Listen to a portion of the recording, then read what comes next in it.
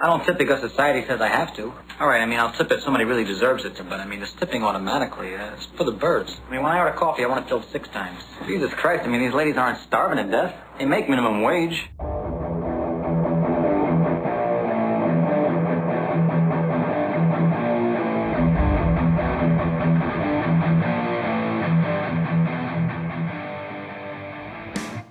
Welcome to episode 53 of Formidable Opponents, a show that pits 3 people who have known each other virtually their entire lives in a series of conversations as we argue what is best in a variety of fun, engaging, and critical pop culture topics we all debate about. I'm Randall, and with me as always, Bob and Joseph, and today's topic is best opening movie scene. I want to lead off by talking about the serial positioning effect. This is the tendency of a person to recall the first and last items in a series best. This is why we on the show rotate our sequencing. This is why in a musical ensemble, they stick the worst singers or rappers in the middle, which of course doesn't explain why the fuck Bob Dylan sang the last verse on We Are the World. You had Stephen Perry on the roster. Anyway, this is also why the middle child is usually yearning for that attention, that much needed attention. Not you, Joseph. You're cool. It is due to this phenomenon that filmmakers know they have a precious few minutes to hook the movie viewer or forever lose them. This is especially critical with today's ability to stream. A great opening scene grabs your attention. It sets the tone. It's memorable, and most importantly, when you recommend the movie to a friend or family member, you know they will judge your taste with the ever-important opening scene. So, whether your favorite opening scene contains a murder, a clever monologue, an intriguing conversation, a heist, a battle, or Steven Seagal throwing clotheslines in a dojo with as little effort and movement as possible, this episode is for you. This week, we are debating best opening movie scene. Pumpkin, Honey Bunny, how are you guys doing?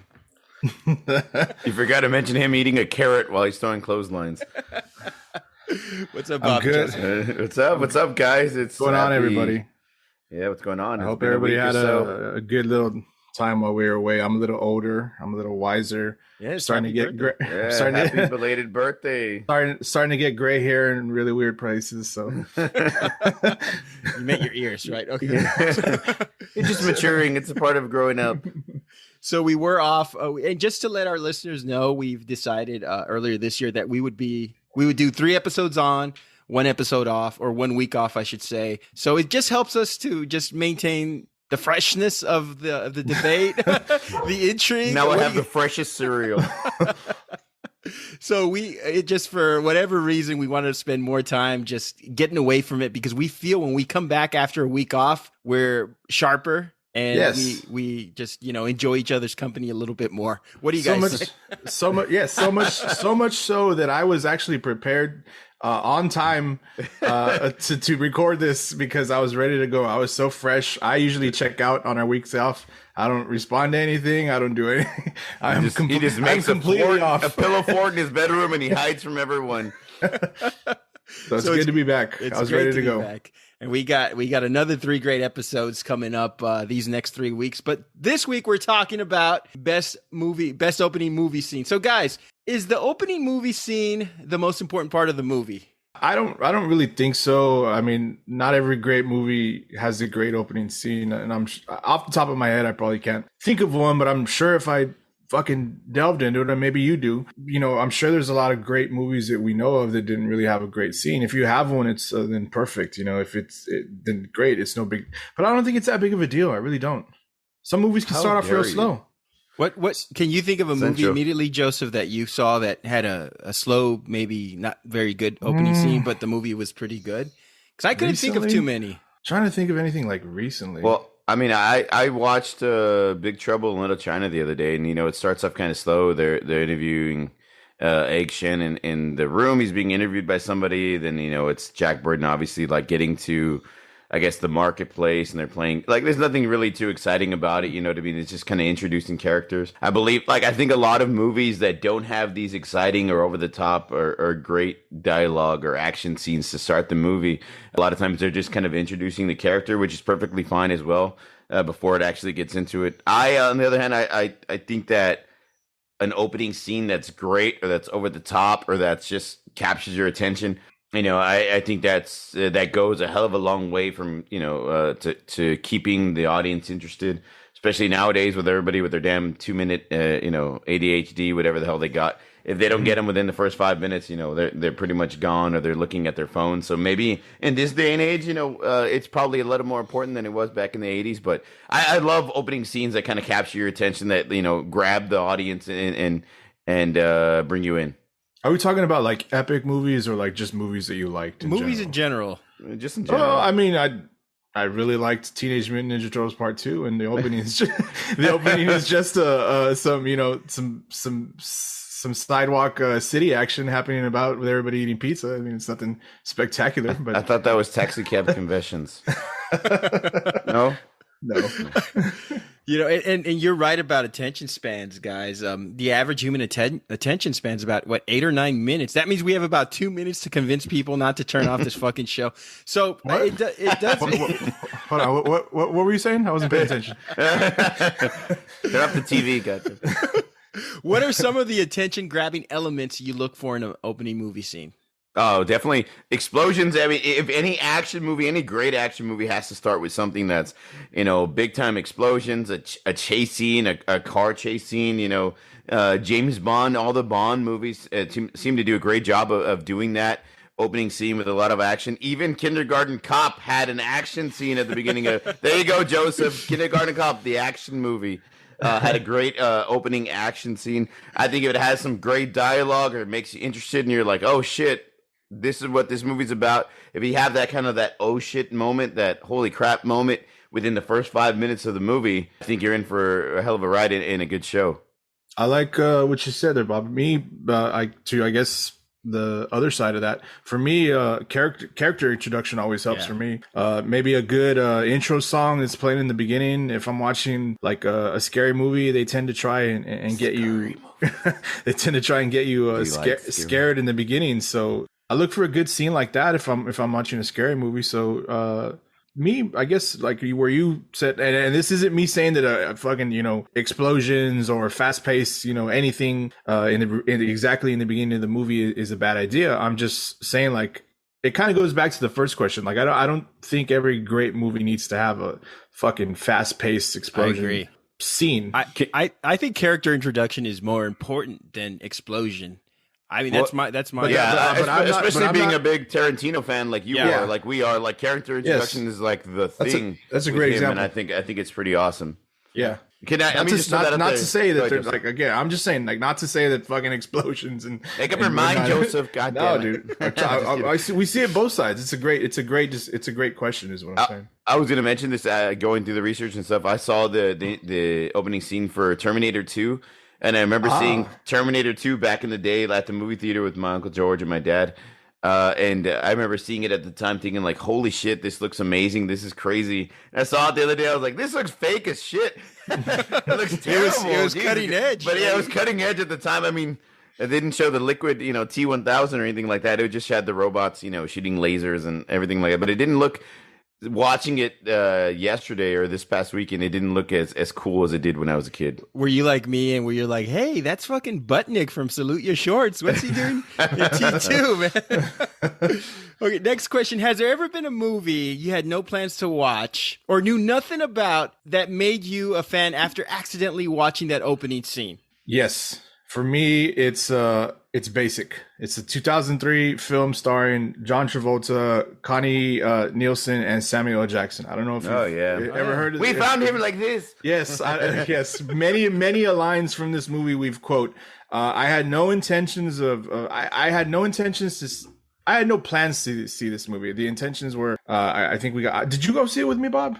Yeah, I think we saw it. We saw it as a group thing. I had no desire to watch this movie. I knew nothing about it. And the intro, to be honest with you, there's like it's maybe like a 10-minute scene or something like that. The first part of it's just some I don't know, it's nothing too monumental or eventful. And then we get a scene with Samuel L. Jackson in the beginning, and yeah, it ended up being a awesome fucking movie. I love it. If you haven't seen it, I recommend you check it out. It's a 2003 film called Basic.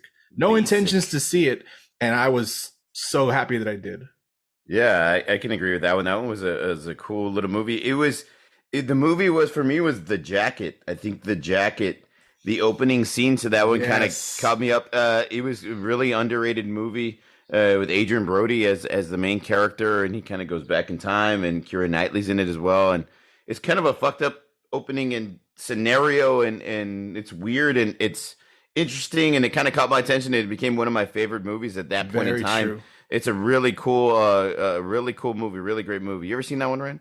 I have not seen that one. Dude, that was fucking awesome. Totally recommend The Jacket. I love Adrian Brody. He's great as Pat Riley in Winning Time. Have you guys checked out that show? I have them all. I haven't seen them all. I have them all. I was waiting for them all to come out so I could watch them all in a row. Adrian Brody and the guy that plays Jerry West are the two best actors. What happened to him? Just real quick. I think he's still Adrian Brody. He's doing Winning Time. But he came on something LA, or was that? Jake Gyllenhaal? We saw. I thought I thought he was a good actor, and then he did The Pianist, and I thought his star was just gonna. He's just gonna. Soar. He was a big, bright, shining star after he did The Pianist, huh? He kind of like disappeared for a while. I didn't even know he was doing that show. So that just shows you. I think he's a great actor, and he got to kiss Halle Berry at the MTV Movie Awards too. So he's done good for himself. The movie I had listed for this question was Trainspotting. I did not have any intention to watch it. I remember this indie maverick flick coming out in the mid-90s. I checked it out. The first lines, choose life, choose a career. Lust for Life was playing. Now they use that song, that Iggy Pop song, for every Carnival Cruise commercial. It became a big hit from Trainspotting. And who needs reasons when you got Heroin was another. They're playing soccer. They're just showing the characters. They're talking about like the drug culture in Edinburgh, Scotland, not Edinburgh, Texas, where we're from. Although there's drug. Might culture as well there. be. Might as well be. So Trainspotting was the one that once I saw that opening scene, I was hooked, and I did not regret it. I thought it was a great movie. And then last question for the intro, guys. Is Steven Seagal the king of sucking his own dick in the movie opening sequence? He does no wrong. He's killing people. He's not. First off, he's not that flexible. Have you seen him move? No. There's a reason why he doesn't throw any kicks in any of his fucking movies. You can't pick up his leg past his hips. I looked at every opening Steven Seagal scene that I could stand. So after about 3 of them, I was about to say, after 1, I would have been done. I'm not a fan of that dude. I'm really not. I know people were. He's gonna break your wrist when he runs into you, Joseph. I think it was I don't know. Maybe our friend and of the pod and former sponsor, Rico is always big on Steven Seagal, and I think when we did our Action Hero pod, he talked about that. But I don't see it. I just don't like. This guy. It just doesn't work. It's a true art form, Joseph Bushido's a true art form. After that fake ass Rocky training montage, I can't do it. Swinging a stick at a tree. I'm sorry. Take it to the blood bank. Anyway, let's move forward, guys, to our honorable mentions. I got Inglourious Basterds, obviously, Pulp Fiction. Of course, we couldn't do this type of topic without listing Tarantino movies. So that's 2 for me right there. I got Constantine. I think that's a very great movie. Constantine asshole. Yeah, I think that intro is awesome. Obviously, The Dark Knight. We all know that one was epic. The reveal of Heath Ledger as the Joker, it was phenomenal. Yes. Rest in peace to that dude. I got The Conjuring 2. Lord of War is another one. That's another great movie that I didn't have. You know what? That's another great movie. I didn't really have intentions of any expectations for it, and it was a great movie. Evil Dead 2013, I thought was awesome. I love the original Evil Dead. It's clearly a cheesy 80s movie at the time, but so the Evil Dead 2013, Deadpool, The Martian, and Romeo plus Juliet. Romeo plus Juliet. Why don't you just say and? Why you got to be a jerk about it? Yeah, the opening scene to Romeo and Juliet. It says plus. They were so hip. Was pretty awesome. Yeah. I had a few as well. I have Jaws, that opening scene with the girl being tugged underneath, like the horror. Like, I didn't want to go fucking swimming at the beach. I would even get freaked out in the swimming pools when I was a kid because of that damn movie. But that opening scene was just epic. Where they're swimming out and it's like at dusk or it's just getting dark and she gets tugged and she gets pulled underneath. I thought that was genius and awesome. Goodfellas, hearing the knock in the trunk and them stopping and opening the trunk and, of course, obviously, Jesus Christ, Joe Pesci stabbing Joy Bats, and them shooting him, and all my life I wanted to be a gangster. I love that opening scene. It's one of my. So that's one that like got me from the get go. Natural Born Killers, that diner killing spree at the beginning where like she's dancing to music and they kill the dudes. I thought that was really cool. That's another. Randy, did Tarantino write Natural Born Killers? He did. He wrote it, but he's not credited. They did a lot of rewrites on it. I think he wanted to play the Robert Downey Jr. character, but they didn't allow it. So he wrote it. I'm sure they did several rewrites, but that's his story. Yeah. No, that's cool. I was talking about that when we were watching it earlier. Saving Private Ryan, the storming Normandy. That's a really, really tough scene to watch. That was as realistic as I would assume that it gets. That it's a very, very sad and hard scene to get through. It's crazy. Of course, I had Reservoir Dogs, that opening diner scene, and one of my favorite ones of all time that is really close to picking was Tombstone, the opening scene with the cowboys show up to the church and the guy and his wife. That's these Mexican cowboys walk out of the church and there's a marriage and they end up killing all of them, and then the priest is cursing out Johnny Ringo and he turns and shoots him in the head. I love that fucking scene. That's an awesome opening scene, a very good character introduction for them to show you how ruthless the cowboys were. They killed a guy and his wife at their wedding and then killed the priest too. I thought that was amazing. I had I wrote down any Tarantino scene, but I wanted to focus specifically on Reservoir Dogs just because it was his first big, I guess, movie that he released. The thing about Reservoir Dogs, it's been copied so much. There have been so many films where they try to get the gangsters talking about pop culture and talking about like everyday mundane things. And Reservoir set the tone by that diner scene, talking about Madonna and just going back and forth, just these guys who are about to, rob a bank and kill people, talking about everyday normal things that we would be talking about on this show. So Reservoir Dogs, I mean, it was monumental. It set the tone. I also had Office Space, the traffic and the anxiety I felt was incredibly relatable. Baby Driver. Have you guys watched Baby Driver before? Great. Is that movie. No, I think Boss Baby? No, not Boss Baby. Oh, okay. Baby Driver. Not no, Baby I know exactly what you're talking about. It's kind of like that, the transporter type, and then also Driver. They have that opening chase scene and everything like that. It's pretty cool, man. Yeah. I don't think I've seen that one.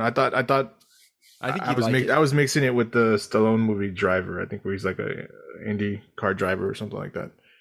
Yeah, Baby Driver is great. Check it out. Dark Knight I had as well. The whole game theory situation going on in the beginning.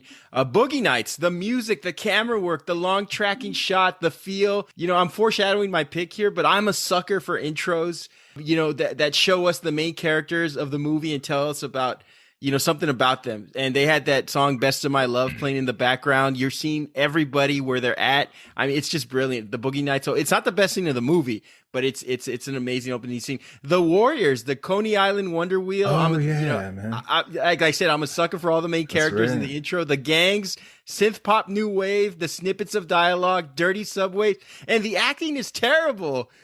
We ain't ever been into the Bronx before. I mean, he said it with such conviction. It's just embarrassing to watch. But 2 questions on the Warriors, guys. Who is your favorite gang? All the gang that they showed. All the gangs that they showed. The Baseball Furies or the shit. Man. Yeah, the Baseball Furies. You didn't like the mimes or the junior varsity wrestlers? A mime is a terrible thing to waste. The hi-hats. Yeah, they looked. I mean, they looked intimidating.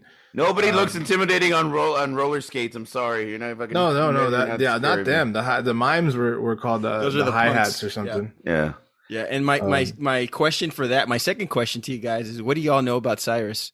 So, y'all know about Cyrus. You're supposed to say pure magic. I think we should go see for ourselves. Yeah. That's an epic movie. I was kind of relieved when they didn't do the remake, but I was also kind of sad because I wanted to see how they would redo that movie. But the original was pretty amazing. Yeah, it was great, a classic. I had The Godfather, I Believe in America, that opening line, beautiful monologue about injustice and heartbreak. The first vision of Marlon Brando scratching his cheek is just, I mean, epic. Everybody does it. I had Goodfellas. As far back as I can remember, I always wanted to be a gangster. Another great opening line, as you mentioned, Bob. The music, the narration, incredible. And then lastly, I had Raiders of the Lost Ark, Harrison Ford, Alfred Molina in that scene. Didn't do our people any favors. Alfred Molina looks extremely young in that movie. Very young in that scene. Yeah. I mean, considering how long ago that was, he still looks pretty good as Doc Ock. Yeah, he looks great. I can't say the same for Harrison Ford, but I know, of course. You leave Harrison Ford out of your mouth, sir. Is he doing another? I thought I heard he's doing another Indiana Jones. I think the so. hat Yeah. fits. Serious, dude. He likes whips. I'm pretty sure I read another one's in the works. I'm surprised. I forgot to mention this one, but do y'all remember a movie called The Last Boy Scout with Bruce Willis? Yeah, of course. That opening Tony Scott, scene. Yeah. I mean, this is before Billy Blanks was into, Tybo. Yeah. The fucking guy running as a football player and shooting defenders on the way to the end zone and then shooting himself in the head. That was a pretty crazy, fucked up opening scene for that movie. Yeah, that was interesting. Hey, Last Boy Scout. Yeah, The Last Boy Scout. That's another great movie. Love The Last Boy Scout. Tony Scott does great action movies. So guys, before we go on to our selections, we want to tell everybody about our sponsor, Athletic Greens. Fortified with 75 vitamins and minerals and whole food source nutrients. It's just in one tasty scoop. Guys, I know you guys started taking Athletic Greens after they've reached out to us. I know when I used to play pickup ball, when I was young, after, 2 hours of playing basketball, a Snickers and a cigarette would do me good. But now I'm a little older. I got to take my Athletic Greens. And Bob, you were telling me a little bit about about you taking this stuff too, and it's just wonderful. Yeah, man. I mean, after a workout, when you're not very athletic but you want to feel athletic, I think this is the way to go. Athletic Greens, when people, especially we're so busy with on the job and with kids and with lives, and we're trying to eat healthier, be healthier, especially the older we get. Some of us more than others, right, Joseph? We want to try to get it's hard to get your greens in and your vitamins in, and this is the perfect way to do that. If you're looking to feel a little bit better, feel a little bit younger, and get yourself going, this is the product, man. This is the product. This is the thing that's really worked well for me, and it's helped me kind of get myself going again. It feels good. I feel great. Hey, Joseph, I'm gonna go pick a fight. I know you're really picky about juices and stuff, but you told me that this stuff tastes great, and you're very picky when it comes to this stuff. So tell me about your experience with Athletic Greens. Yeah, I was very surprised at the how great it actually tasted. Like you mentioned, I'm real picky about this. It's very convenient. It's better than pills or capsules. And it's a great way to, like Bob mentioned, get yourself going. Trying to, get away from, the dark drinks or anything, just, a little bit more, that's going to just put some toxins in your body. This is a great way to start. At least, get yourself going, like we've done. And hopefully, we're going to keep going and continue and seeing where this journey with Athletic Greens goes. Yes, Joseph, getting away from the dark drinks. You need to get away from the dark arts. Right? So, made with quality ingredients. Satanus, that's Latin for Satan. Made with quality ingredients in accordance with the strictest standards. And of course, it's a game changer for all of us. You can read their full quality ingredient list on their website. So for your health, get yourself some Athletic Greens at athleticgreens.com and use our special checkout code EMERGING. That's EMERGING. And for all of you out there, it is vegan, paleo, and keto friendly. So you got no excuse. There you no go. excuses. Everything out there. So now we're going to our selections. I'm up first. So for best opening movie scene, I selected the one and only, going back to our childhood, Goonies, 1985, directed by Richard Donner. As I mentioned earlier, I'm a big sucker for openings that do the following. Action, we get a jailbreak. Humor, and there's lots of it. Mama is driving the getaway car. The Mexican maid is trying to cross the street. We love her. Why is she Mexican? Because she speaks Spanish. Okay. Mouth getting water in the face. Data and his utility belt. Chunk. My favorite part of the opener, spilling milkshake on himself and squashing the pizza up against the window, saying, "Oh shit," you just can't. I mean, what else is there to do? I mean, it's humor, it's action, and in turn, not only does this movie introduce everybody, one of my favorite tropes, it gives you the first glance of every major character and tells you everything you need to know about every character. Just within those few seconds, you know what you're going to get. And that's a very difficult thing to do for any movie. Within seconds, you get everything you need to know about their personalities, our main characters, and their characterizations. And you get this great 80s chase music, and it's incredible. It's fun to watch. And as a bonus, as the big finale, the Fratellis escape by disguising themselves as as beach race participants. So you guys see The Dark Knight with the school buses? They didn't do it first. Ma Fratelli did it. So you gotta give her credit. Everybody talking about, The Dark Knight is such a great opener. The way they snuck in with those buses, but the Fratellis did it first in Goonies. So in turn, this movie does not just introduce everybody. You can't do this stuff anymore. Kids can't have this type of dialogue, and you've seen it time and time again, guys. I mean, some of the great movies we grew up watching, like Monster Squad, and even some TV shows now, like Stranger Things, which has been on a hiatus for 8 seasons. I think they're going to be, in their 30s by the time this show comes back. But kids can't have this type of dialogue anymore. They don't make these types of adventure movies with kids because it's hard to do. You have to contend with working laws for minors. You have to have every child actor be able to act. And you have to at least be rated PG, and you can't blurt out any profanity, too many internet watchdogs. It would tank in the box office. You just can't do this anymore. So it's a rarity. It's a snippet of how great our childhood was in the 80s. And every kid from this era wanted to be on the Goonies. We all wanted to be a Goonie. This movie represents so much of our childhood. I mean, this was before smartphones, before the internet, before advanced technology. We got on our bikes. We, rode out into the neighborhood. And even though we all came from this small neighborhood, when we were kids, it was all nothing but adventure. We'd find streets. We'd find cool things to do. And the Goonies represented that kind of upbringing that we all had such a fun time doing before life got complicated. And you got Joey Pants, Robert Davi, and Ann Ramsey as the Fratellis. Great casting all around. They all did remarkable. I know it's a popcorn, comical, fun movie. Yes. But when you think about the absolute best intro, I reflect on movies that made me love movies as a child. And this is the top of the list. Simpler Times, when you'd watch a movie and that's all you talked about on the playground for weeks about the Goonies. You pretended you were the Goonies. You would quote the dialogue. You would have adventures on the playground. The nostalgia, the laughter, and the love. This movie is, and this intro, it does it all for me. And that's what this podcast is about. The nostalgia, what we grew up on and what has affected us as adults and what we love to talk about and introduce our kids. So I couldn't think of a better example of a better movie intro than the Goonies. What do you guys think about it? That was very uplifting. Thank you. Wow. I feel bad now. He's like, I'm going to totally murder your pick. Go ahead, Joseph. I'm not good. I'm going to be honest. I sometimes, Randy, sometimes I think when I think, best opening scene, this one surely didn't come to mind at all. That's surely it can't be serious. Surely. So I think sometimes you make choices based on childhood emotions, and I think you did that. Are you my therapist, or are you? Which is why I felt so bad, because I was like, he's. How did you feel after you're watching into this movie? I'm like, Jesus Christ, I'm gonna rip him a new one.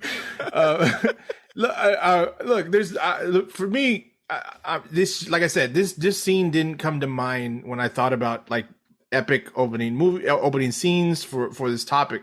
There's no denying that The Goonies is a classic piece of cinema history. No denying. I love the movie. We all love the movie. You guys, clearly you love the movie, Randy. Oh, yeah. I wasn't clearly quite.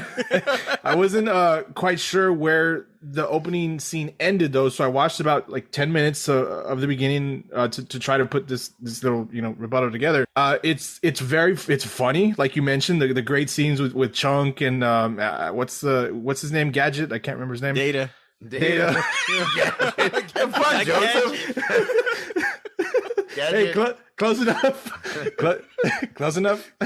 I couldn't remember. You mean the opening scene with Gadget and Fatso? No, it's Chuck and Data.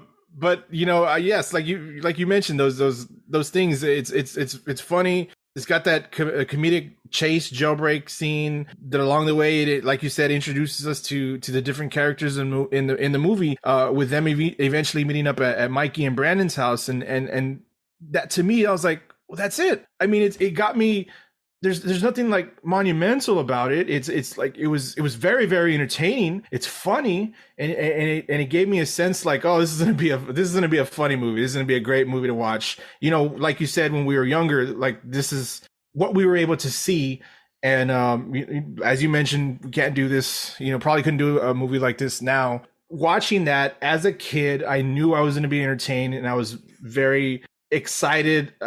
Well, not excited, but like I just knew that it was gonna be a good time. I just didn't think it was anything super epic or anything like that. But because to me it was just kind of like a goofball opening scene. Although, like I said, I love that movie. I'm not saying it's a horrible opening scene. Going back to the question, it didn't have a great. I'm not saying that it didn't have a great opening scene. I just don't like. There's some that you mentioned in your honorable mentions that you probably could have gone with, and they would have been more on par maybe with my selection or Bob's selection, or there's probably some of my honorable mentions that I could have gone with. But I just think this scene is just, it's funny. It's very funny. I love it, but I don't see anything too epic about it.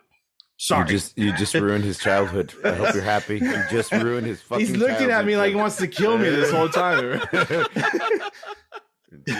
Jesus. It's like, I can't believe I used to let you come to my house when you were younger. I agree with Rand and a little bit with you. I agree a little bit with both of y'all. This was a very funny opening scene. It's very 80s nostalgic. It does have it provides that chase scene, the kind of scene you want to see is not so much on the Baby Driver type of on par with Baby Driver, but it's a funny chase scene, with, again, you mentioned with the Fratelli brothers and Mom Fratelli. I think the back and forth between Joe and Robert Davi as a Fratelli brother, I think was epically funny. They couldn't open the door. Yeah, open the door. You gotta let go of the handle. Yeah, I love that part. And he jumps in through the top. I like. It's hilarious. It's not. It's funny. No, but the thing is that it's funny, and I like how during the chase scene they're passing by each character and kind of introducing. It's kind of foreshadowing that they're all going to have they're all going to cross paths at some point in time in the movie. I do think it's a very funny scene. I do think it's a good opening scene. It's a great opening scene. I don't know if I would call it the greatest opening scene of all time. I'm not gonna turn your dreams into, I'm not gonna burn your dreams up in flames or anything like that, like Joseph did. But I think it's a really good scene. I think it's a really funny scene. I think it's probably top 10 all time as far as opening scenes is concerned. It's not the type of movie. I think I'm going to steal that line from Joseph. It's not the opening scene I would think of when somebody says, what's the best opening scene of all time in a movie? That's not necessarily the scene I think of. It's a great scene. It's a funny scene. I really like it. I like it a lot, but I can't say that it's one of the best all time. But it's a great scene. Don't get me wrong. It's a great scene. I know what you guys are thinking. You guys saying he had Hitchcock, Tarantino, Scorsese, Paul Thomas Anderson, and he picks a movie where a guy is spilling milkshake and pizza all over himself in the morning. It was directed by Steven Spielberg. So which one? Yes, Richard Donner, actually. Well, it's the Sir Steven film, so it gives it some name. But I think you just had a massive crush on Carrie Green, which who didn't? That girl was like in every movie. I'm not like trying to typecast or anything, but she kind of played the same role. But it was cool. Like it didn't work. It worked. Don't mention Lucas. That was a fucked up movie. I don't know. I enjoyed it. I thought. By the way, it's very hilarious. Like, yes. No, don't change your words. You just you could have your kids watch this movie. I have let my son watch the intro. I'm waiting to introduce him. I think he's about a year away from really appreciating this movie. They really, and you don't. I like what was the original one? Like, is it PG? PG-13. They say shit a lot, so I mean, well, they show it on like TBS all the time. So you can watch an edited version. I think he'll enjoy it. And just watching that opening scene, it awakens a kid in you. Like, you get excited as a kid. So that's why I guess it wasn't this what I thought about when we were gonna do this topic, like that you would pick. Killer of Dreams, Joseph. It's PG, surprisingly. Okay. So wow, okay. PG was very different in the age. Has your son watched this movie yet, Bob? No, he hasn't seen it yet. But not because I've held it away from him. It just hasn't been something that's come up. This past weekend we watched Empire Strikes Back, and the weekend before Star Wars. This is the first time him watching those. So we're slowly but surely catching up on our old classic movies. I can't wait to show my son Goonies. I think he'd have a far better reaction than you guys. So we'll wait and see. Don't let me in with Joseph. I was delicate. I treated you. I put you down softly. Joseph fucking peeled the Band-Aid off. He ripped it off. We're gonna go up with Bob next. Bob, what do you got for us? Now, going in a completely different direction from this PG movie of the Goonies, I went with, if y'all know me, I'm a big horror movie fan. I like the classic stuff. And I had to, when we discussed this topic, the first thing that came to mind was this specific scene. I went with Scream, the original Scream from 1996. This is the best opening scene of all time, hands down, in my personal opinion. Not only is it delivered flawlessly, but one of the greatest horror movie directors of all time in Wes Craven. But it's a scene that captures the audience attention and keeps them on their toes from the get-go, man. It's one of those scenes that has the hair raise up in the back of your neck, and it captures your attention. I think this is something we talked about in our introduction about an opening scene. If it grabs your attention, this one does it for me. The scene also builds with tension and suspense, and it, as a seemingly innocent phone call, a wrong number phone call, turns into this cat and mouse game between Casey Becker, which is played by the beautiful Drew Barrymore, and this killer on the phone. Why do you want to know my name? Because I want to know who I'm looking at. That line right there completely, I mean, that's one of the lines, like, not only does she, like, stand up a little straighter, but I think all the audience members are like, oh shit. You know what I mean? It's one of those lines at that specific moment in time, everybody knows, like, this is serious. Holy shit, what's going on? Not to mention that this opening scene gives us the most popular horror movie line of all time. What's your favorite scary movie? It's just a scene that just really does it for me. It's intense. It's horrifying. It gets the audience thinking too, because it's a realistic type of horror movie or slasher movie scene. This is something that could actually happen in real life. It's not a Freddy Krueger situation or a Michael Myers situation. This is somebody breaking in your house. Granted, he's wearing a mask or he's in a costume, but it kind of makes you wonder, like, what would I do in that situation? Why didn't she call the cops? Run, goddammit, run. Why the fuck are you waiting? I love how in this scene as well, not only does it have the tension and suspense and kind of the horror, but it actually fools the audience. And this is what makes it stand out a lot. I loved the opening line where he's like, let's play a little game. And he asks her a question. Who is the killer in the original Friday 13th? And she's screaming, Jason, Jason, Jason. And if you're watching this movie the first time, you're like, yeah, it's Jason. And he starts, and the killer, of course, says, no, I'm sorry, that's the wrong answer. And she starts getting pissed off, and the audience is left kind of like dumbfounded and like sitting there like, well, who's the killer? No, it had to have been Jason. And then he explains, no, it was Mrs. Voorhees' mother in the original one. It wasn't Jason. And, she loses the game. And I love that little line in the movie, that little game. I thought that was fucking brilliant by the writers, and for them to do it.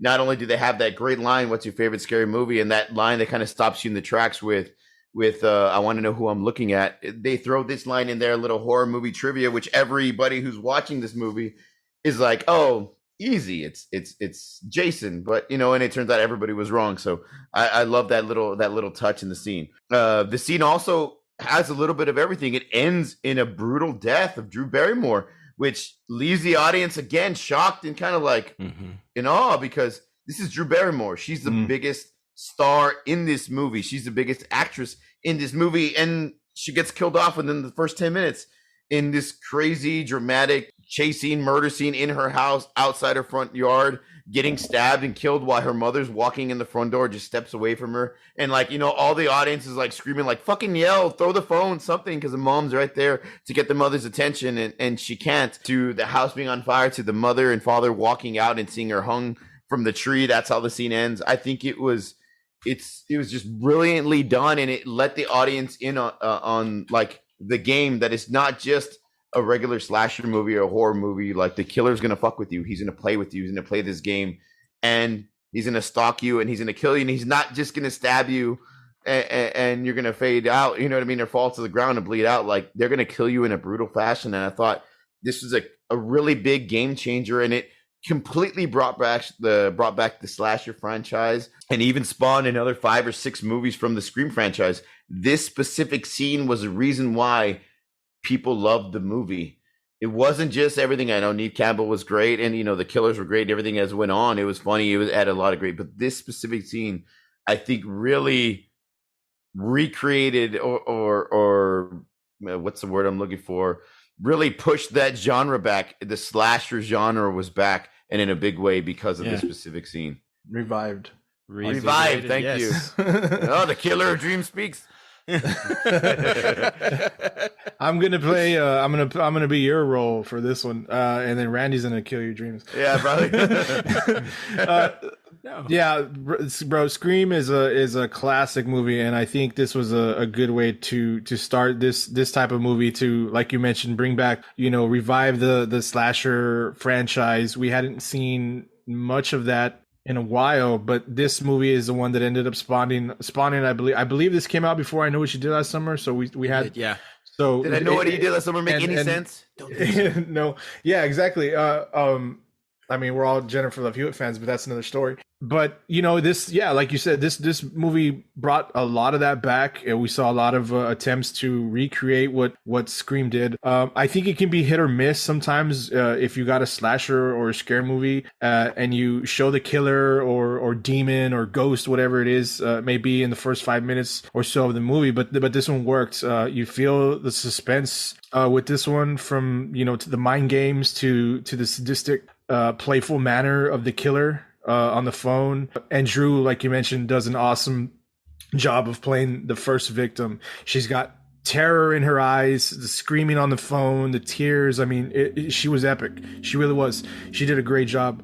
I don't know the circumstances around the casting of this film, so maybe you can answer this question. But considering she like you mentioned, she's a huge star to this day. It's kind of crazy how she was only in the movie for such a short time. Maybe you have the response. Yeah, I think she's claimed that it was her idea, and I think it was part of her and Wes' idea. I know she had a lot of projects going on at the time, but she was really into it, and because they wanted her to play the lead, the Neve Campbell character, but she was really busy, and she said, "No, I don't want to do that. I want to play the opening character, the Casey Becker character, because she gets killed." And she was like, an audience won't see it coming. And this was back in 96 Exactly. where AOL, I mean, the internet was just kind of in its infancy. So I got like that in my points. Nobody fucking knew that she was going to eat it. Like, you see Drew Barrymore, everybody's thinking at the beginning of the movie, you saw it in theaters when it first came out. You're like, holy shit, okay, how is she going to survive? How is she going to be the main girl? Because she's going to be the it girl because it's Drew Barrymore. Yeah, all you had to do was rely on trailers back then. Yeah. Seeing her get killed off was like a big, huge, I mean, like the shocker, like, what the hell? Like, it's something you didn't see coming. Again, real quick, this was like talking bad about the Goonies. This was a great way to set up this movie, to tell you, what it's all about. True, it's a slasher movie, but we love this movie. It's a great way to get you, jumpy and nervous so early on in the movie. So this is actually a really good selection. I know this one came. We didn't list it on our honorable mentions, but because we didn't want to give the pick away, but we most definitely would have. Great pick, Bob. I just, like I said, I think mine's better. I think mine's better, but it's something like this, Randy, that I think of about an opening scene that gets you jumping. You just didn't have a good childhood. You just can't quit. You know what? Goonies came out in 1985. I was just born. You just keep scratching away at it, Joseph. I didn't see Goonies until maybe like 5-6 years later. 6 days later. 6 days before this. What's funny is, I know you mentioned a line, Rand, where you were like, this reminds you of your childhood, and what's funny is Scream is your childhood. Both your childhoods. It was one of the. It wasn't the first. Right? It wasn't for the. It was 96, December 96. Yeah, it wasn't the first horror movie I've ever seen, but grade. this was the movie that really got me into horror movies. Like, really got. I could honestly say that I'm really big on classic horror movies, black and white horror movies. The Dracula this is the one that really hooked me in, and I was like, wow. This is my type of horror movie. This is the one that we snuck into the R-rated movie for. Yeah. This movie was big when I was in college when this movie came out. And and Bob, you made the point right from my notes. The internet was in the genesis of everything. It was just the beginning. They would show on the previews, a lot of Drew Barrymore, to have the audience think that she's going to be the heroine of this film. She's going to be the hero. And they did a great, this was like an homage to like Janet Leigh in Psycho, where Janet Leigh gets killed like really early in the film. So it was a brilliant move. You couldn't get away with it now. They'd be spoilers left and right. But the internet was so young back then. I think most of us had dial-up AOL. By the way, I was Blitzhawk 311 for anybody who was in the chat. I remember that. Yes, ASL. Yeah, I still have my AOL email address. He still gets from Journey. Still sends him like coupons on his AOL email. I got like so many. I got thousands and thousands of free hours, bro. I'm never gonna stop. There you go, man. And you're what? You're XX Chunky Lover 69XX. What was I remember those. Bro. I can't remember, but anyway, Mine was I had bad seat. I had fallen zero, something like that at 62. Was that in high school? One fallen zero, something like that. Yeah. I remember yours was Blitzhawk. I remember Joseph's was Kiznash. Because he was a big fan of Nash Bridges. And no, go ahead. Man. All right, so a rare non-annoying role for Drew Barrymore, as we established. I remember Scream was the first movie I got into when I started looking up movies on the internet. GeoCities used to have like these personal pages, and they would all like link them together so you could click next page. And I was obsessed with this movie because I thought it was so good. So I spent a lot of time on the internet researching this movie when it first came out. The caller says the Scream in the Scream movie that, you know, if she would have called, if Drew Barrymore's character, would have called 911, the police would never make it on time. So they're trying to establish everything. So here's my thing, and I'm just picking nits here. So they're at a nice suburban home. She's in high school with the rest of the cast. Her boyfriend's wearing the school's Letterman jacket, and the later shots of the high school made it seem like it was zoned in an upper middle class district.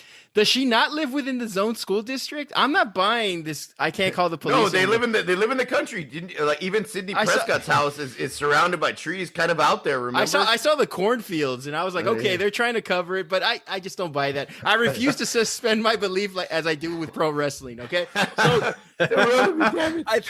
I thought it was kind of a calm reaction to her boyfriend's death. She still has a decorum to keep talking on the phone after this guy gets murdered. Maybe Steve didn't mean as much to her as they led the audience to think. Here's what I would have done. I would have cast Jason Priestley as the slain boyfriend. I think that would have been more of a fucked up, like, oh shit, that's Jason Priestley. That's true. That would have been cool if they had if they were gonna go with like a quick little thing with Drew Barrymore as big as she was. They should have done the same thing with the guy. That would have been cool. I think Jason Priestley. She was the main girl. She was the it girl. They couldn't. He was a nobody. They had to sideburns. He was secondary in a white T-shirt. Yeah. No, she had to be the star. She was the star at that point. So Jiffy Pop in 1996. Did they not have Act 2 microwavable popcorn by then? I think they did. So Orville Redenbacher. I promise you, I'm a fun person to watch movies with, despite those nitpicks. But I was more impressed by the phone reception as Drew Barrymore was being dragged away from the house as I was the entire opening. I mean, I never noticed that the killers were shouting tree on the phone. Did you guys get that? I didn't notice when the mom picked up the phone, somebody yelled tree. And then the phone hung up. That was them trying to lure the parents to the tree where she was hanging. Oh, really? I did not catch that. I was like, wow, that was brilliant. I thought they said hey. I think it's they realized the phone was on and they cut it off. I think it's that's tree. Cool. I have to look Check that it out up. Again. That's pretty cool. So the attention to detail was brilliant. So kudos to Kevin Williamson and Wes Craven. The mom's reaction sold it all. I think turning it from a scary, thrilling movie death to something more emotional was well done, because we grew up watching all these old scary sleepaway camps and Halloween. And the one thing we watched those for was to get scared. We didn't watch to get emotionally invested with the characters. And that's what this movie did. It's like, wow, how would you react if you saw your daughter hanging from the tree, murdered by some psycho killer? And they put that angle into it, and I thought it was fucking brilliant. I mean, kudos to them. Gory, shocking murders were nothing new for horror movies, but Wes Craven, as I mentioned before, Kevin Williamson, something new. They made us care about the character, and they cast a big, a well-known actress.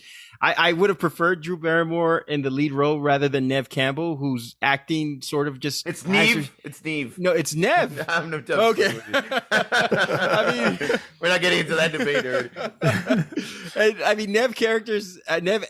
There you go. Neve Campbell's action.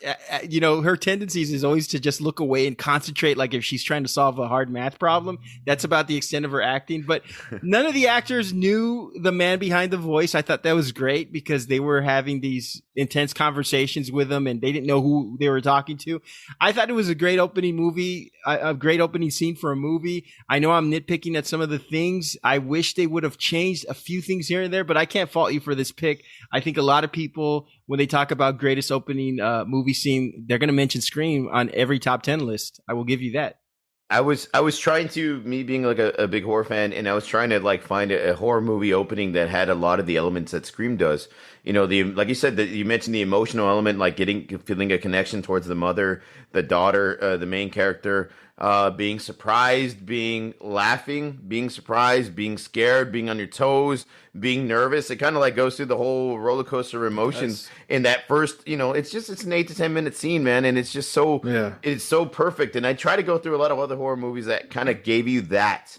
But and I couldn't find that at the beginning in the opening scene of any of the movies. They're all like, I've seen scenes like that, where they come in the middle of the movie, or during the suspense or climax in the middle towards the end or whatever. But that opening scene, I think it's bar none when it comes to horror movies. And then especially if you're just putting in the whole category of just movies in general, I think it can hold its own against any other one. But let me tell you this, what would have made that absolutely better, I want you to visualize with Jason Priestley, and then wait a minute, you just hear the guitar riff from the 90210 opening, and then they stab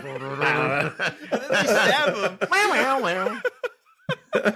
And then like the record scratches, it would have been amazing. It would have been better if it was Brian Austin Green from 90210, but it would have been like, yes, finally, kill that stupid guy, fucking DJ. Joseph, let's go with your pick. All right. Stop that shit. Hopefully I'll watch this scene as long as I'm going to talk about it, because I think mine comes in as the longest. I went with about Griff. with Gangs of New York, 2002, the opening battle scene of Gangs of New York.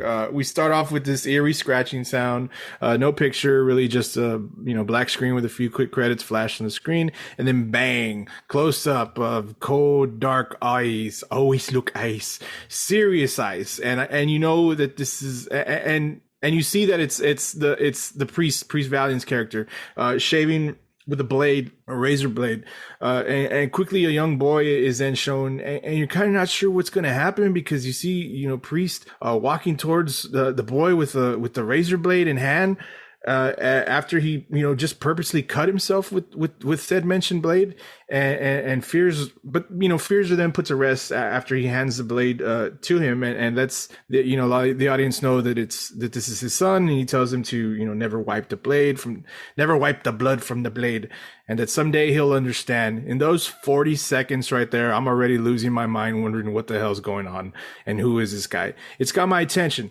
As the scene progresses, we learn that Priest Valiant is a priest based on his attire. He recites a quick prayer, another lesson for his son about who Saint Michael is, and then from there, we learn just what exactly is going to happen as Priest and his son march through the cave-like structure to find many a men and at least one woman preparing for what appears to be this massive battle. A few quick conversations on the way out, and bang, with the kick of a door by Monk, a character in the movie, we're led out to an empty, wintry town square set in 1862. And by the way, this camera work here in this scene, when Monk kicks the door open, I thought it was fantastic. The camera slowly walks out in this first person view shot. It was awesome to give us that first person view of the wintry town square, again set in 1862. And this is where it begins. Slowly but surely, Priest and his gang march out of into the empty square and do battle with.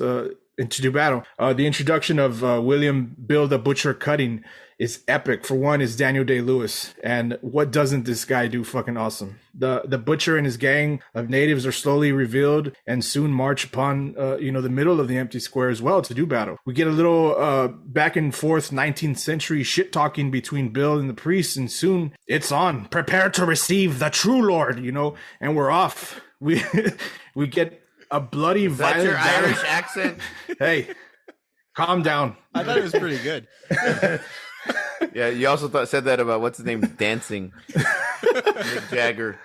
Sorry, go ahead, Joseph. We get this bloody, violent battle between the two factions until its conclusion with the death of Priest. I remember Bob showed me this movie. He showed me this scene. He said, "Dude, you got to see the opening to this movie." He had the DVD, I believe. I think we were. A DVD set. It was it was two DVDs. Ago, it was that long of a movie, and so he puts it on, and he shows me this one scene to the end of the battle, and I was fucking hooked. I had to see the rest of this movie, mainly because we see Leo in the next scene. And I mean, he's dreamy in this movie. So, you know, I had to continue this movie and keep going forward. In all seriousness, after watching this scene, like I said, I had to watch the rest. I wasn't disappointed. This is a great fucking movie by Marty Scorsese, of all people. I mean, come on. We got Scorsese here, Wes Craven, and you pick who? Steven Spielberg, sir. Hey, come on. Well, Spielberg was, Richard Donner was the director. Spielberg wrote the story. I keep fucking with Jesus, if you've seen this movie and experienced it the way I saw it when I first saw this opening scene, which Bob, I think he didn't lend me the surround sound. He didn't, and then he didn't lend me the DVD to finish watching. He's like, no, fuck you, get it by yourself. I had to watch the rest of this movie, and it was all set up by this one epic opening scene. That's my pick. Well, you know, that's good, man. I'm not gonna. This is a scene that first off, you're welcome.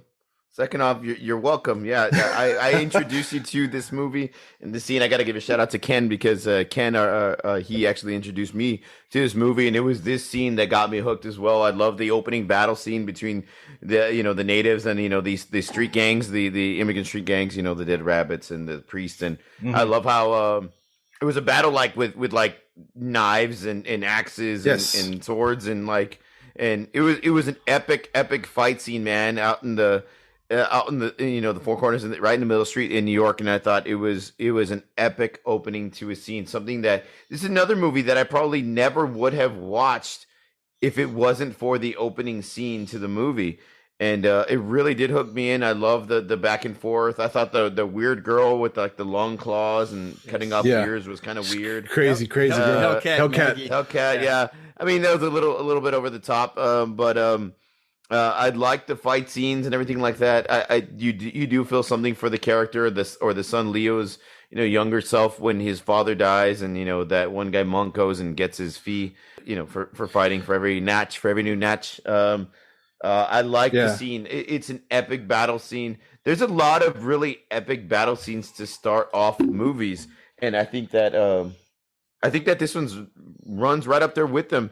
There's no guns. It's kind of old school, with the swords and the knives and everything. I really like this scene. It's one of my favorite scenes of all time, regardless, opening scene, closing scene, whatever scene, a battle scene. It's a great scene. Now, the thing that if we're just talking straight up battle scene for an opening movie, I think that Saving Private Ryan, the opening scene at Normandy, has its number by a little bit. If we're talking about, because it's going to get put into a category, like it's an opening scene, but it's an opening scene with a battle scene.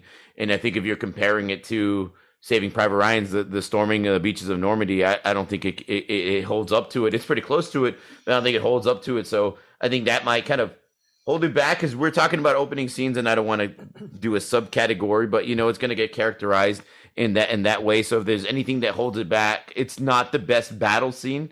Opening scene of any movie. I think it falls second to Saving Private Ryan, but it is an epic scene, and I love that scene. I wanted to respond to that. Yes, obviously the opening scene to Saving Private Ryan is fantastic. Like you mentioned, it's a hard watch because it's so kind of, it puts you in the seat of what happened, and it's kind of a long scene. Like it never ends, which is kind of makes you feel even like worse. Like this never, like, this was a constant thing that happened during that time. I didn't mention really, and I guess maybe because it's there. I know we talked about, in some movies, whether we have like this big opening, like, if it's, guns a blazing or some kind of chase or some shit like that. There is some actual like great dialogue banter between the butcher and priest, Daniel Day-Lewis and Liam Neeson. Liam Neeson. Sorry. Thank you. I was blanking on that. I loved aside from the battle, and you learn this in the movie, if you continue, the respect between the butcher's character, William Cutting, and priest that they had for each other. They were there to fight and kill each other, but there was a respect For It was a Between false sense of respect, Joseph. He threw somebody else out to the priest, so the priest would be distracted, and he kills him. He stabs him on the side. They were fighting for their point, trying to make their point in that movie, and I think they did it great. But that's just another piece of this scene that I didn't really mention, the dialogue. So I think that's there too. It's not just this awesome fucking opening battle scene. Get him, Data. I think the most surprising fact is that Bob had this movie in his collection. I would have guessed Gangbangs of New York, but not Gangs of New York. Betamax. So it's a good Game of Thrones episode is what this opening scene is. All right, this scene is fictionalized. This scene is a fictionalized reference to the Dead Rabbits riot, which was a 2-day civil disturbance in New York City, evolving from what originally was a small-scale street fight between members of the Dead Rabbits and the Bowery Boys.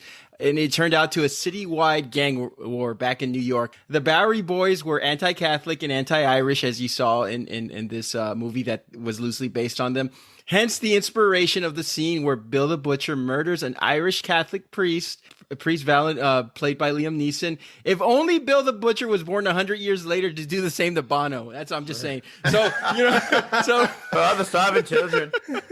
They could have gotten better child actors. That was my one nitpick. Beautiful cinematography, though. I love when Liam Neeson calls out the warriors that he brings to the fight, because even though Bill the Butcher has a 70-year-old man in his crew holding a saber, he needed some backup. I don't know if you saw that old guy to the left of him. Yeah, just like, what is he doing there? So, best part of the scene, or I don't know if this was the best part, but it was the most outrageous, was Hellcat Maggie pulling a Mike Tyson and ripping a guy's ear out. I thought that was a little extreme, but I mean, it was fun to watch. I love the trope in a movie where one guy is untouchable in a rumble, and you always know it's the main guy, where he just starts walking down the rumble, and every now and then he'll give like a backhand, or he'll stab somebody behind him without looking. I mean, and of course they had the best actor in the world do that, in Daniel Day-Lewis. The score was amazing. The blood and the snow just mixed together. It was just awesome. The top hats were great. I mean, and it was the most cold-blooded shit. A guy kills a guy in front of his kid and gives him the knife and tells him he needs it to cross the river. Very, religious implications, respect. But I mean, just cold-blooded as hell. No man will touch him. He like that. Yeah, that whole. Yeah, that that was whole. great. I Yeah. mean, it was so, and it's part of it. I think it's obviously a Scorsese, is the writing, but it's also Daniel Day. Oh, I mean, that guy's that dude's amazing. He's the so best ever. And I mean, it's a really great scene. And I had some of the I guess you could say, some of the nitpicks Bob has. Different take on a traditional battle sense. Gladiator, Last of the Mohicans, Braveheart, 300, Saving Private Ryan, the News Team Battle Royal, and Anchorman. I just think a grenade. I don't know. Where'd you get a grenade? I don't know. I think there are other battle scenes that were better, but this opener is great. The one thing that faults this movie, of course, it doesn't happen in this scene, is I thought Cameron Diaz. Casting of Cameron Diaz. Cameron Diaz. Just we can awful. all agree. Yeah. Cameron Diaz. Okay, look. Cameron Diaz from the This Mask. is- Cameron yes. Diaz is a beautiful Yes. woman. This Very isn't- beautiful woman, and a This great isn't a knock actress, on her acting at all. but she did not fit this fucking role No, at she all. really did not. Yeah. She did not look And- the and I part. tried- She did not act. It was a bad pick. I tried to, at one point, I remember we've discussed this at length before. I had found some information, and then I found another movie website that had like a bunch of, I couldn't remember specifically then, but I think it was Reese Witherspoon might have been up for the role at one point, which I don't know how that would have done. But then I saw another movie website that said like a bunch of women were up for this role. They supposedly had Christina Ricci had That would have been a good audition one. for it too. Yeah. And I don't know how true that actually is, but yeah, we all agree on this. Would have Like it rather just had this. Roller Girl. This just wasn't her. I think she was too. I think that she Yeah. was even on the list. Yeah, she was. It just wasn't. This wasn't Cameron. I don't know. Who would you have recasted in this? Not Drew Barrymore, but who do you No. think? I think She's maybe gotta have some backbone. Sandra Bullock, maybe. I'm trying to think who was coming up at the time. She's got to be like a serious actor too that can also play a whore. So just kidding. That was the role. That was the role. Yeah, I know. Well, she was I a don't know. thief. She was a thief. She was a thief. But she also was did cunning, things. and and then she also had to play the hot love interest as well, and And I just didn't. I don't know. I don't know if the look. I didn't like her accent. Her accent was. She was I just think her being a dirty. This is where we're going to go. San Francisco. I was like, what the fuck is that? It just did not work. It was not the role for red her. hair didn't work. Dirty blonde, I think, would have been better. I think a different actress would have been the way to go. See, at this point, I'd say at this point, I don't know if she was acting at the time. I'm sure she was. But like if this movie was made today, what's her name? Margot Robbie, I think. Well, her, but yeah, she can come on that too. But no, Carrie from the Goonies. What's her name? Her dad was. Get your hands out of your mouth. You cover your mouth and you cover the mic. Her dad. She's in the Jurassic Park movie. Dern, Laura Dern. No, Jurassic Park movies. The new ones. Bryce Dallas Howard. Yes, Bryce Dallas Howard. I think that might have been a better pick. Like if it was done now. Yeah, I think she was could see her doing it. Yeah, she was. Maybe Emma Stone, somebody like that. Yeah. Mm-hmm. But I mean, not to say that Cameron Diaz isn't talented. It's just a miscast. The role didn't work. It really didn't work for me at all. Aside from that, this movie is fantastic, and it's set up by this opening scene. Just say that. No, it's a great opening scene. I'm not going to be mean like you were to me, but it's a great. I mean, she did have the Tyson scene. Telling me I needed therapy for all my unresolved childhood issues. No. Guys, final questions. Any last words on great movie intros? I think we need more of them. I think that there should be. I know y'all feel differently. I know Joseph feels differently, but I think there should be a lot more interest. Or there should be a lot more focus on opening scenes. Especially, I know we mentioned this earlier about the short attention span, especially nowadays, where everybody's watching a movie, and if it doesn't capture their attention within the first couple of minutes, they're already on their phone, like kind of watching the movie, kind of watching your phone, looking at your phone until the movie gets interesting. I think we're living in an age where people need that instant gratification, whether it's right or not, or whether it's a good point. I think it's a valid point to kind of do what you can to grab the audience's attention from the get-go. And I think that you'll have a lot more popular movies, or movies that more people want to see. An opening scene, to me, just like an opening to a book, an opening to a story, if it really does grab your attention, I think you got a winner on your hands. Does music help, or does it mean something to you when you hear like a song that you're familiar with, or a popular song, or one that you really, really, really like start off a movie? Does that get you hooked up? I get hooked into it. Well, I mean, before you even really see anything. If it helps set up the mood or the tone of the scene, then yeah, for sure. Sometimes we have these movies that you hear. It's the credits or it's the opening credits, and there's really not anything going on, but you hear a song that you know. Mm-hmm. Does that kind of it does. Give me some examples. What are some movies, like a song for an intro that you hear right away? Because I could think of 1,000 in the middle of the movie, but it's just like Best of My Love from the Boogie Nights soundtrack. It opens up the movie. There's a Frank Sinatra song for Goodfellas. I don't know what song it was, but it was a classic. Was it Frank Sinatra or Frankie Valli? It might have been Frankie Valli. I can't remember. I know it's not a song that we know, but the opening to Jaws has that kind of that sound, that classical that became the classic sound or mood. Like that shit works. I think. Yeah. I think if the music goes along with it, whether it has words or lyrics or not or whatever, but I think it works. Now, this is a good point. Having brought up music, I think it's easy to compare an opening of a movie to the opening of a song. If the opening of a song kind of sucks, are you most likely going to listen to the rest of it? No.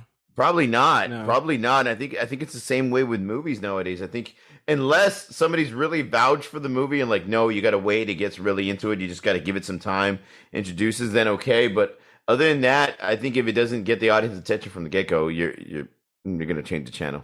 I agree. And it's just like, I could think of an example, Patience by Guns N' Roses. I did not like the intro to that with the whistling and how it took some time to get into. You don't know how to whistle. I don't. Yeah, that's true. And, but after listening to it and having, no pun intended, patience and listening to the song, I was like, okay, this is one of their best songs. But I missed out on an opportunity to get into that song a long time ago because the intro I thought wasn't very good. But I think it's the same with movies. I think you got to get caught right in the beginning. That's why all these Marvel movies and all these DC movies are so big, because we all need that quick first action scene. And that's what we're all looking for. And that sucks because we grew up in a time where you could be patient and you could have a good, interesting opening scene, but it could be dialogue. It could be character development. It could be trash talking, like Joseph mentioned for his selection. But we don't have that anymore. We have to, okay, let's kill the alien. Let's do this. And then all the critically acclaimed movies, nobody's fucking watching because they're saying it's boring. It takes too long to start up. Well, they're speaking French at the beginning or Latin, so it doesn't really. So, guys, before we leave, we want to give a shout out to our friends at Turn of the Millennials. They're going to join us next week, by the way, for next week's episode. But they gave us a little care package. Joseph, you want to expand on that a little bit? Yeah, because they're French. They're French Canadian. They sent us, as promised, sent us awesome kick-ass care package. These ladies are so generous, so sweet, so very nice, to send us a lot of awesome treats and snacks from the Great North, extremely Great North. for us, some items that we have here that are different names over there, and some things that for sure that we don't have that are like ketchup potato chips. I thought that was different. I'm saving those for Randy because I know he really wants to try those. Really likes yes. I'm gonna have to put them in a bag and send them to you. Do they call Fruity Pebbles Postosties like my dad? Like our dad. You want cornflakes? No, Post Toasties. There's they have Nestle stuff still, but there's a coffee crisp. But it says Nestle, eh? There's a coffee crisp bar that I've never heard of until now, and it was epic. It's like a coffee chocolate Butterfinger. What was epic was they sent us two things, and as soon as one of them, they sent like real maple syrup from Canada, and I called shotgun on that shit right off the bat. Yeah. We actually made by the Mennonites. He made actually a French toast on Sunday morning, and we used some of it on there. Man, it was, you could really taste the difference between the corn syrup, Mrs. Butterworth bullshit, and like the syrup that they sent us, the maple syrup they sent us. It was really, really epically good.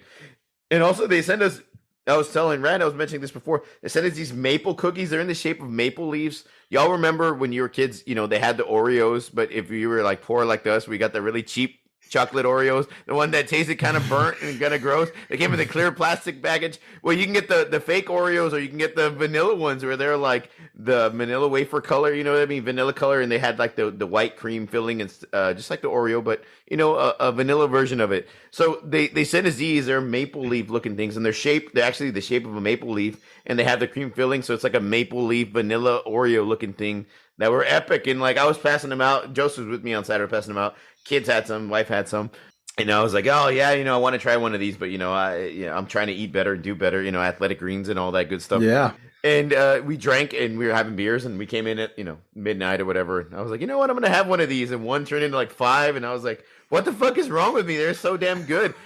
Who would have thought like maple leaf knockoff Oreo cookie things they're just fucking epic. If I could find them, I'd buy them in bulk. They're that freaking good. And Bob, you're telling me that you woke up with a hockey stick and you wanted to watch Degrassi High all day the next day, right? Bunch of hosers. So I can't wait to try those snacks. We got to send them something. So ladies, we're in the middle. It's in the works. Me and Joseph are already working on it. We're already sounds good. Sounds good. How do we send a can of ranch style beans? Just kidding. You're like, this is what they fucking eat all the time?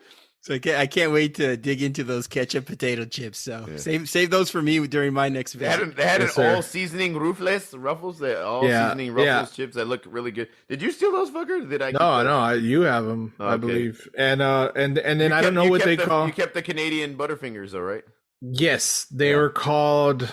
I don't know I can't remember what they're called, but they're basically like a Butterfinger, but Canadian. Everything, how you can know it's Canadian is because for some reason these products that they sent us, somewhere hidden on the packaging of said products is the maple leaf. It's everywhere. They put it on everything up there. I've seen it. I've watched the Astros play Toronto in up there, and all the advertisements on TV, the stuff that's in the back of the the home plate has like a Canadian restaurant, and then you see it in the corner, the little maple leaf. And us, we just have a bunch of taquerias. God damn it. So it's like they stamp it. They stamp all their stuff with this is Canadian made, and I have there's a box of another set of cookies. I don't know what Girl Scouts are called in Canada, but it's I believe they're I think they're Girl Scoots. I don't know. You're gonna get so much shit next week. Girl Scouts, eh? Sorry, ladies, but we're very. That was Randall. That's Ari. This is Randall. We're not gonna send him anything. It's all for me and Bob. It was really, really awesome. Really, very, very kind. We can't wait to put something epic Texas style together for them. Which barbecue sauce. We can't wait for and then next week. I'm just kidding. Like Randy mentioned, next week's show with them. For sure. That's and ladies, a lot of fun. Please unwrap the corn husks on the tamales. Right? You can't eat the corn husk. Can't eat the corn husk. Don't do that. Thanks a lot, guys. And that's our show, everyone. Listeners, we'd love to hear from you. Hit us up and let us know what are your favorite opening movie scenes. Most importantly, let us know what you think about the show. You may reach us at formidableopponents@gmail.com and follow us on social media, Twitter, Instagram, Facebook, TikTok by searching Formidable Opponents. You could also send us a voice message by using memo.fm/Formidable Opponents. Formidable Opponents is all together. We want to thank Creative Little Pill for that awesome cover art. And join us next episode as we'll be joined by our friends at Turn of the Millennials podcast, our friends from Canada. And we'll be debating best 90s breakup song. So for Bob and Joseph, this is Randall, and we'll see y'all next week. Bring your tissues. To the butcher.